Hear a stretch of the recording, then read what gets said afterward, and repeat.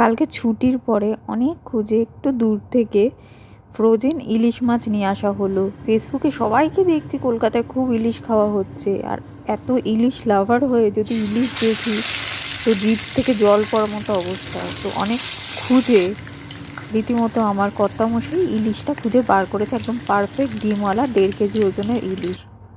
তো তারপরে ইলিশ মাছ ভাজা করলাম, আর মানে কালো জিরে আর কাঁচা লঙ্কা দিয়ে একটু ঝোল করলাম। ভাপা ইলিশ খেতে কিন্তু আমার খুব ভালো লাগে, সর্ষে পোস্ত দিলে ভালো হয়, কিন্তু সর্ষে আমি বাটলে তিতো হয়ে যায়।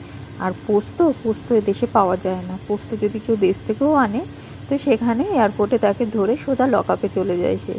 তো সুতরাং সর্ষে পোস্তটা ক্যান্সেল হয়ে ইলিশ মাছ ভাজা আর কালো জিরে কাঁচা লঙ্কা দিয়ে ইলিশের ঝোল, একদম পারফেক্ট ছুটির দিনে দুর্দান্ত রেসিপি। বৃষ্টি তো এখানে নামো নিশান নেই, এখানে যা গরম।